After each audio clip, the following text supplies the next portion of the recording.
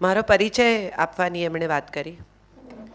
ગયે વખતે અહીંયા એક બહુ સરસ હું બોલવા આવી ત્યારે એક બેન મને મળેલા. એમણે મને કહ્યું કે હું કથા કોલાજ બહુ જ દિલથી વાંચું છું. અને ત્યારે મને એટલું બધું સારું લાગેલું કે મંગળવારની એ કોલમ ગુરુવારની એ કોલમ હું મુંબઈ સમાચારમાં લખું છું ને હું એટલી બધી મહેનત કરું કોલાજ માટે. આમ અધરવાઇઝ એવું હોય છે મારું કે હું કોલમ મને બહુ સહજ આવતી હોય છે, મને ક્યાંયથી પણ વિષય મળી જતો હોય છે. પણ કથા કોલાજ માટે મારે એટલું બધું રિસર્ચ કરવું પડે, ઓથેન્ટિક છે કે નહીં, વિકિપીડિયામાં જે માહિતી છે તે સાચી છે કે નહીં, પુસ્તક શોધો, આમ કરો, ક્રોસ રેફરન્સીસ શોધો. એટલે હું બહુ આમ કોઈ મને એમ કહે ને કે કથા કોલાજ હું વાંચું છું તો મને એકદમ એમ થઈ જાય કે હા એમ આ વાચક છે. એટલે અહીંથી પહેલી વાર મને કથા કોલાજનું અપ્રિસિએશન મળેલું અને એ હું ક્યારેય નહીં ભૂલું. એટલે મારો પરિચય એવો કે 5 કોલમ હું અઠવાડિયાની લખું છું.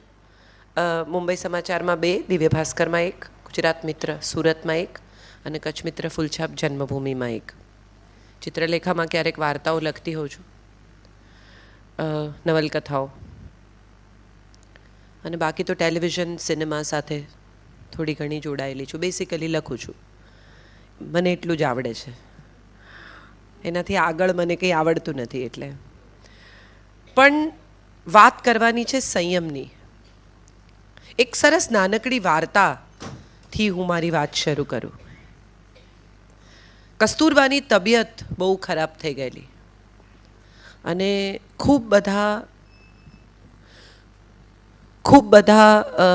વૈદો પાસે, ડૉક્ટર્સ પાસે ઉપચાર કરાવ્યા, પણ કોઈ રીતે એમની તબિયત વળે જ નહીં. અને બાપુ એમને પૂછ્યું કે તમને વાંધો ન હોય તો હું થોડા મારા નિસર્ગોપચાર તમારા પર કરું. ગાંધીજી બહુ બધા પ્રયોગો કરતા એમની અંતસ્ફૂર્ણાથી. માટીની પટ્ટી મૂકે, કટી સ્નાન કરાવે, તડકામાં ઊભા રાખે, અમુક પ્રકારનું ખાવાનું છોડાવે. સાયન્સ અને નેચરોપથીને મિક્સ કરીને એમણે ઘણા નિસર્ગોપચારના પ્રયોગો કર્યા છે. એવા પ્રયોગો એમણે સરદાર પટેલ પર પણ કરવાનો પ્રયત્ન કરેલો જ્યારે એમનું નાનું આંતરડું ખરાબ થઈ ગયેલું અને એમને કેન્સર છે એવું લગભગ ડૉક્ટર્સે કહી દીધેલું ત્યારે. પણ 39 દિવસ આશ્રમમાં રહ્યા પછી સરદારે ગાંધીજીને કહ્યું કે તમે તમારું કામ કરી લીધું હોય તો હવે હું થાક્યો છું, મને જવા દો. એ એક હતા. અહીં કસ્તુરબા અને ગાંધીજીએ કહ્યું કે તમને વાંધો ન હોય તો કઠોળ ને મીઠું છોડી દો. એ વખતે તો બાએ હા પાડી દીધી, કારણ કે બાપુને તો કોણ ના પાડે. એટલે એમણે કહ્યું હા હું છોડી દઈશ. પછી બા જમવા બેસે તો બાપુ પાછળથી તપાસ કરાવે કે શું જમે છે, તો એમણે કંઈ કઠોળ ને મીઠું છોડેલું નહીં. એક દિવસ જમવા બેઠા અને બાપુ રેન્ડમ વિઝિટ પર આવી ગયા, સરપ્રાઇઝ ચેકિંગમાં, ફ્લાઇંગ સ્ક્વોડ. એટલે એમણે બાના ભોજનમાંથી થોડું ચાખ્યું ને એમણે કહ્યું કે તમે કઠોળ ને મીઠું છોડ્યું નથી, પછી તમારી તબિયત કેવી રીતે સુધરે? એટલે બા ગુસ્સે થઈ ગયા અને એમણે બાપુને કહ્યું કે કઠોળ ને મીઠું તો તમને કોઈ કહે ને તો તમારાથી પણ ન છૂટે. એમણે આ વાત સાંભળી અને ત્યાં જ એમણે બાને કહ્યું કે તું છોડે કે ન છોડે, હું આજથી 1 વર્ષ માટે કઠોળ ને મીઠું છોડું છું. એમને કોઈ રોગ નહોતો, એમના સંયમને કોઈએ ચેલેન્જ કર્યું. કોઈકે એમ કહ્યું કે આ તો તમારાથી પણ નહીં છૂટે. પછી બા રડ્યા, એમણે બહુ માફી માગી, એમણે કહ્યું કે ના ના તમારે છોડવાની જરૂર નથી, હું છોડી દઈશ. બાપુએ કહ્યું ના, આ તો મારો પ્રયોગ છે, મારી જાત પર સંયમ રહે છે કે નહીં એને માટેનો આ પ્રયોગ છે. તું છોડે કે ન છોડે, હું નહીં ખાઉં. હું એવું સમજી છું સમય સાથે કે સંયમ રાખવા માટે ગાંધી થવાની જરૂર નથી. ગાંધી ભલે સંયમ રાખે, પણ આપણે બધા સામાન્ય રીતે દુનિયામાં બીજા લોકો પર કંટ્રોલ કરવા માટે કેટલા ગાંગા થઈ જઈએ છીએ. સાવ નાનકડું 4 વર્ષનું બાળક હોય ને એને પણ મમ્મી ચડ્ડી પહેરાવતી હોય કે જમાડતી હોય કે નવડાવતી હોય, અને જો એ કયામાં ના રહે ને તો એને પડે. આપણો સાદો રસ્તો એ છે કે સામેના માણસને કંટ્રોલ કેવી રીતે કરવો? તો કે પાવરથી. પાવર શું? તો કે ભય. આ દુનિયાનો સૌથી મોટો પાવર કયો છે? ભય. આહાર, નિદ્રા, ભય ને મૈથુન, આ દુનિયાના દરેક માણસ, દરેક પ્રાણી, દરેક જીવ માટે નેચરલ પ્રવૃત્તિ છે. કૂતરાને પણ જો મારવામાં આવે તો એ કયું કરતો થઈ જાય. એને ટ્રેનર, ડોગ ટ્રેનર જ્યારે એને ટ્રેન કરે ત્યારે કાં તો આહાર આપે ને કાં તો ભય બતાવે. સર્કસમાં પ્રાણીને ટ્રેન કરે તો શું કરે? ખાવા આપે ને ભય બતાવે. પોલીસમાં ટોર્ચર કરે તો શું કરે? ઊંઘવા ના દે દિવસોના દિવસો સુધી, ખાવા ના આપે, એને ડર બતાવે અને આરોપી મોઢું ખોલી નાખે. આ ભયથી કંટ્રોલ કરવાની આપણી આખી એ પ્રવૃત્તિ. તમે વિચારી જોજો, નાનકડું બાળક હોય 2-3 વર્ષનું અને કંઈ જીદ કરતું હોય, રડતું હોય, આપણા કયામાં ન હોય, આપણું ન માનતું હોય, તો સૌથી પહેલો આ આખા પ્રવૃત્તિમાં આપણું જે રિએક્શન હોય એ એને મારવાનું અથવા ધમકાવવાનું હોય. કદાચ બહુ જોરથી ન મારે તો બી એક હળવી થપાટ તો મારી જ દે. અને એ ભયથી કંટ્રોલ કરવાની આપણી પ્રવૃત્તિ એ ઉંમરથી શરૂ થાય છે, જે ઉંમરે એને ભયની સમજ પણ નથી. ભયની સમજ નથી એવું કેમ કહું છું? કે આગ એ ત્યારે સમજાય છે જ્યારે આપણને દજાય. નાનકડા બાળકને તમે 6-7 મહિનાનું બાળક હોય એ જ્યોત પકડવાનો પ્રયત્ન કરે. મારી એક બહેનપણી છે, એક્ટ્રેસ વંદના પાઠક કરીને. એનો દીકરો ચાલી નહોતો શકતો, એટલો નાનો, બેસે, ખાલી બેસતો થયેલો, અને એના ઘરમાંથી આમ ઉંદર પસાર થયો. એટલે એટલો બધો નજીક હતો કે બાળકે આમ પકડી લીધો એને, અને અમે બધા ચીસો પાડીએ, મૂકી દે, મૂકી દે. કારણ કે અમને ડર લાગે છે, એને તો કંઈ ડર લાગતો જ નથી. એણે તો આમ જોયો એકદમ નજીક લઈને કે આ કઈ જાતનું પ્રાણી છે. પેલાએ અંદર આમ કર્યું હશે ને એને અંદર કંઈક ફીલ થયું હશે એટલે એણે છોડી દીધો. એને ભયની સમજ જ નથી. ભય તો આપણને છે જેને સમજ છે, જેને અનુભવ છે. ભય ક્યાંથી આવે છે? અનુભવમાંથી. ભયના અનુભવમાંથી ભય આવે છે. જેને આગને જે અડ્યા જ નથી એને ક્યાં ખબર છે કે આ આગ છે? જેણે પૂર જોયું જ નથી એને ક્યાં ખબર છે કે પાણી કેટલું નુકસાન કરી શકે? જેણે ઊંચાઈ જોઈ જ નથી એને ક્યાં ખબર છે કે ઊંચાઈ પરથી પડી જાવ તો આવું થાય? સો કંટ્રોલના જે રસ્તા છે આપણી પાસે એ ભયનો છે. પાવર એ આપણે આ રમતમાં વાપરીએ છીએ. અને જ્યારે સામેનાને કંટ્રોલ કરવાનો આપણો સંપૂર્ણ પ્રયાસ આપણે પૂરેપૂરો થાય એટલો કરી લઈએ, અને જો એ માણસ, વ્યક્તિ, વસ્તુ, વિચાર, પરિસ્થિતિ આપણા કંટ્રોલમાં ન આવે તો આપણું પહેલું રિએક્શન એ હોય છે કે એ વ્યર્થ છે, એ વર્થ નથી, વ્યર્થ છે. માણસ કયું ન માને તો એ નકામો છે. સંતાન કયું ન માને તો હવે એનું જે થવાનું એ થાય, આપણે શું કરી શકવાના આનાથી વધારે? પતિ કયું ન માને તો એ તો એવા જ છે, પત્ની કયું ન માને તો એ તો એવી જ છે. સો ઇવેન્ચ્યુઅલ પરિસ્થિતિ શું છે? સ્વીકાર. તો પહેલી પરિસ્થિતિ એ કેમ નથી? સંયમની પ્રવૃત્તિ અહીંથી શરૂ થાય છે.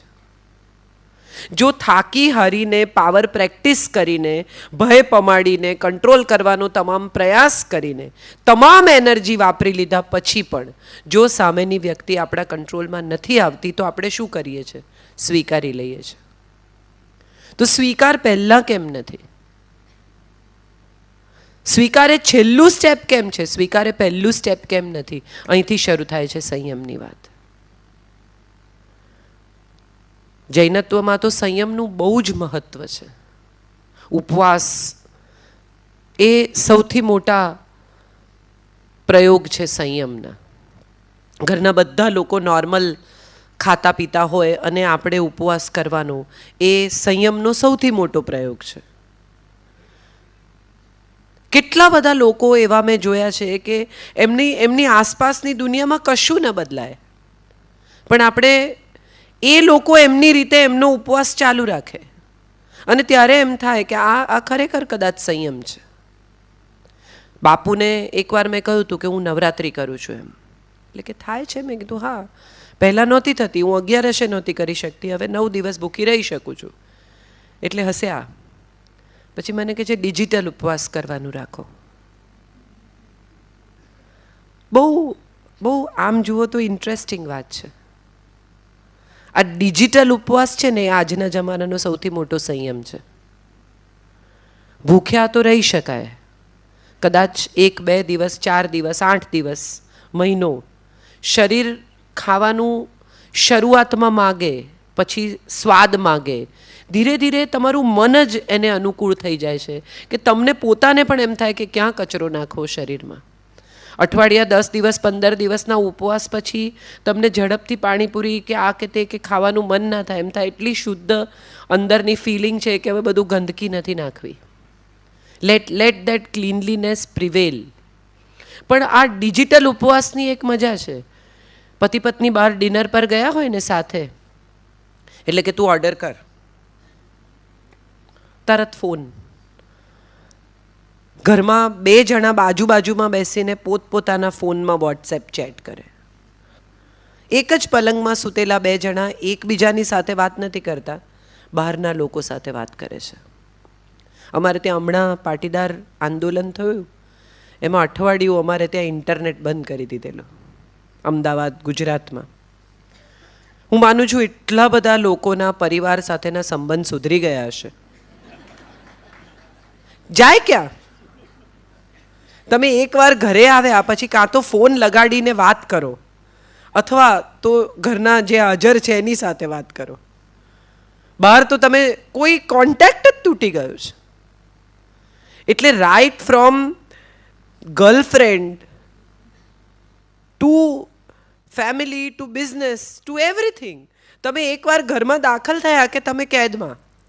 અને હું માનું છું કે આ પરિસ્થિતિ હવે જો મારું ચાલે તો હું દર અઠવાડિયે એકવાર ઊભી કરું કે તમે કમસે કમ તમારી જાત સાથે, તમારા પરિવાર સાથે, બીજા લોકો સાથે સમય ગાળી શકો. સંયમ એ બીજું કંઈ નથી, સ્વયં ઉપરનું નિયંત્રણ છે. અને આપણે બીજાને કંટ્રોલ કરવામાં જેટલી એનર્જી વાપરીએ છીએ ને એનાથી 10મા ભાગની એનર્જીમાં જાતને કંટ્રોલ કરી શકાય છે. પતિ પત્ની શરૂઆતમાં લગ્ન થાય અથવા પ્રેમમાં પડે અથવા એન્ગેજમેન્ટ થાય ત્યારે તમે જુઓ ને તો તમને એટલી મજા પડે. બંને જણા એકબીજાને અનુકૂળ થવાના તમામ પ્રયાસો કરે. એટલે જે પણ તમે એકબીજાની સાથે અનુકૂળ થવાની કોઈ તક છોડે નહીં. ઇવન સાસુ વહુ એ દિવસોમાં જુદી રીતે વર્તે. થનારી પુત્રવધુ ઘેર સાડીના વખાણ કરે કે મમ્મી બહુ સરસ છે, એટલે તરત જ કે તારું જ છે ને બધું બેટા, તારે જ પહેરવાનું છે, હવે આ ઉંમરે હું થોડી પહેરીશ.